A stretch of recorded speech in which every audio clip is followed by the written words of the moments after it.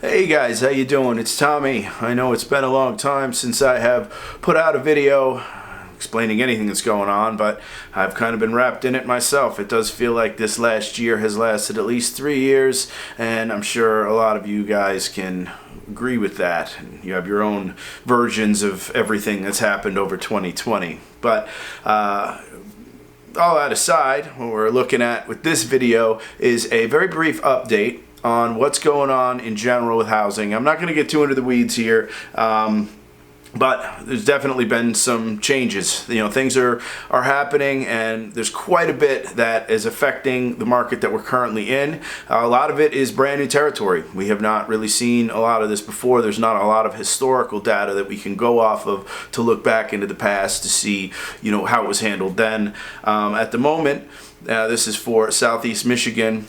We are in a very low inventory point, and it fluctuates depending on when you're going to see this video. But I mean, we've been as low as a month worth of inventory, under a month, which is a very low amount. 3 months would be a more balanced number. That's kind of what we would like to see.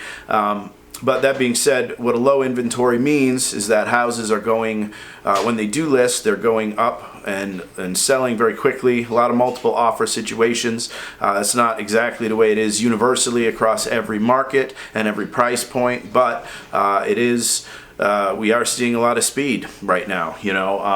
That low inventory, the cheap money does not help. Right now, money is less expensive than it's ever really been. So, I mean, having relatively low inventory and very inexpensive money is a whirlwind for sellers. So now buyers are having a much harder time. Buyers are right up against the wall. They're dealing with the higher prices and the multiple offer situations. There can be a lot of emotions in that. Be aware, if you're in the market and you're a buyer, that there really is not a lot of window for you to take time to think about anything. If you have come across a property that you like, expect that you'll be putting an offer in immediately. Also expect that the prices, by and large, are going to be what they're at. Most things that I've put on the market recently have gone over asking. I don't like saying all, even though functionally everything has gone over asking. That has gone up over the last 6 months. And in some cases, it's very competitive. I've had properties that have gone for considerably over. When I say considerable, I mean on a $350,000 house going for $410,000 with 18 offers. So that's the kind of situation, competitive-wise, that you're looking at. Expect to see a lot of waived appraisals or appraisal guarantees, waived inspections, things like that. That's what you'd be competing with as a buyer in this market, which might not be the best news, but it is what it is. Another thing contributing to that is we got a little bit of a gridlock situation between sellers ready to go, because a lot of what they're looking at is they want to leave and move into a new property. Well, they're facing it on the buy side themselves. So even though they would be putting their property up, they don't want to put their property up until they've got something else locked up that they can move into. So we're seeing a little bit of a gridlock scenario there. We're right now in the middle of winter. It is February, so that's not to say that things aren't going to shift in the spring. We don't have a crystal ball here, so I'm not definitely telling you what's going to happen. We don't know. But just from the recent communications I've had with a lot of sellers, there's a lot of plans to sell property.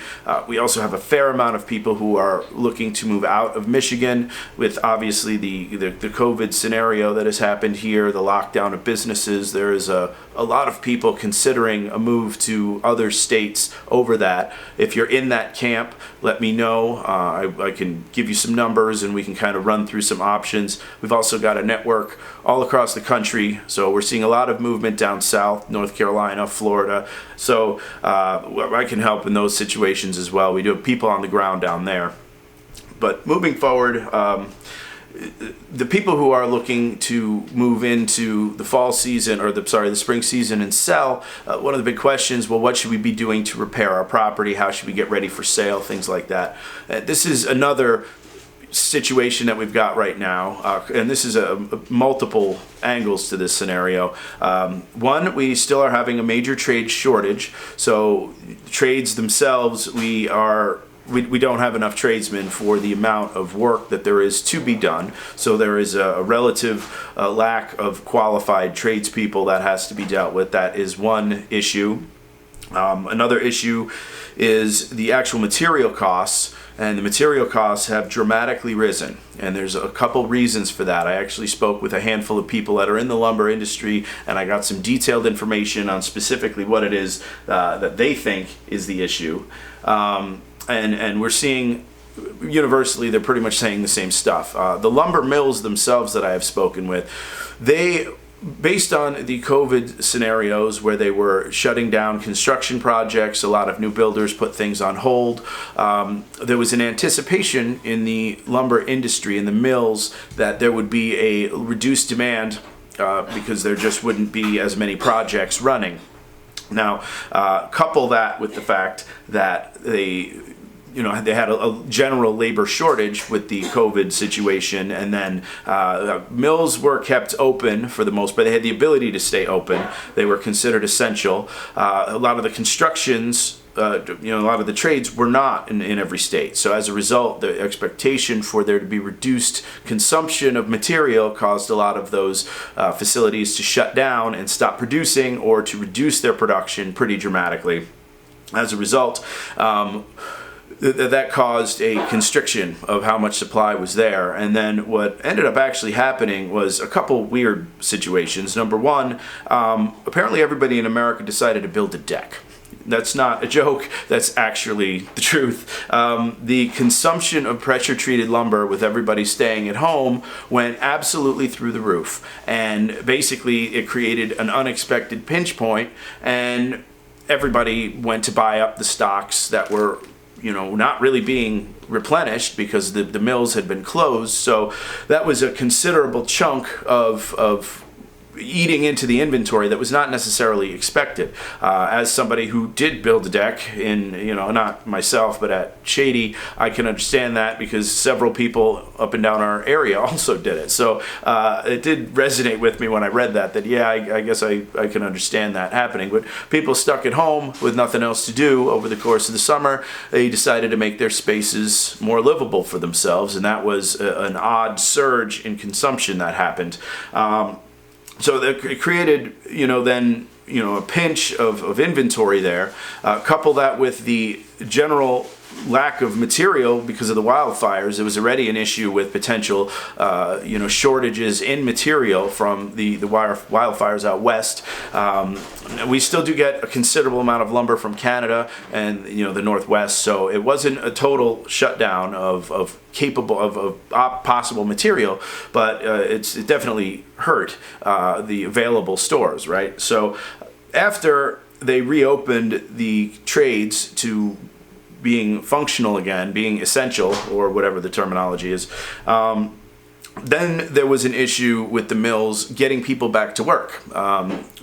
Many industries have had this complaint, and this has been an issue. The unemployment benefits being very high, a lot of workers did not have much interest in going back to job sites where they'd be making less money and doing something all day long, comparatively to just staying at home and collecting unemployment. So a lot of these facilities had a very, very difficult time, even once they did come back to life, filling their ranks. They don't have enough manpower to do the work needed to come back up to bring the supplies back up.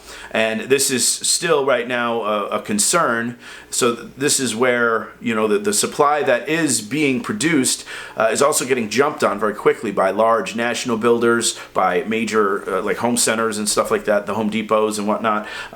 Just to put it in some perspective, the costs between a 2x4 a year and a half ago were around $250. That same 2x4 is as high as $7 in some places now, if you can even find it. The price of plywood has basically doubled for a sheet, and you obviously extrapolate that out across a building project, and you have to consider that your costs might end up being much higher than you think.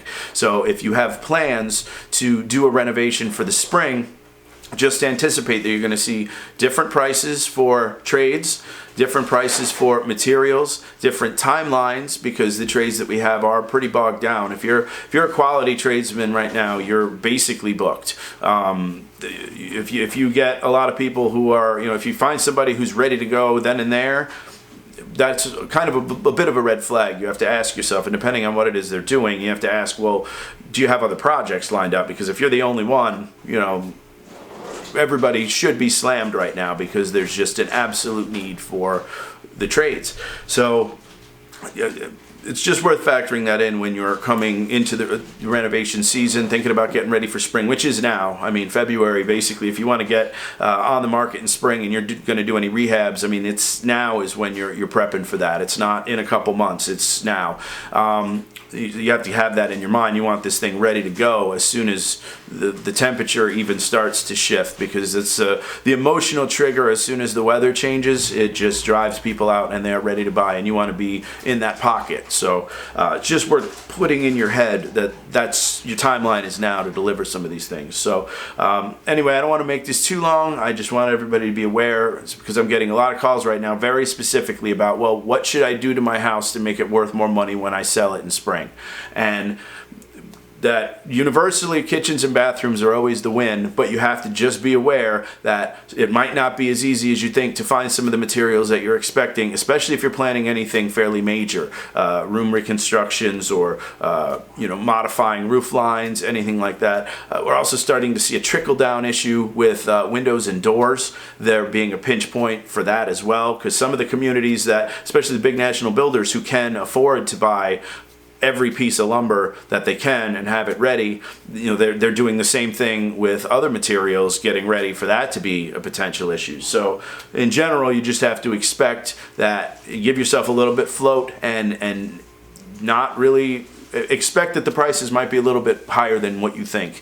And when you do find somebody that's a quality, don't beat them up too much, because they have so much work opportunity right now that, I mean, they can easily pivot and go to one of the jobs that is not going to try and squeeze them for money that they could make elsewhere. So it's just worth noting that when you're having these negotiations, you're conversing with people. And it still doesn't mean that you should just jump on anybody, because it's you pick the wrong trades to do some work for you, you might be paying even more money to have somebody else come in and do it right. And a lot of times, especially right now when there's so much work to go around, they might not be supremely interested. The good tradesman might not be so interested in showing up to clean up someone else's mess, because the first time that he quoted you didn't like his number. So it's just something to keep in mind.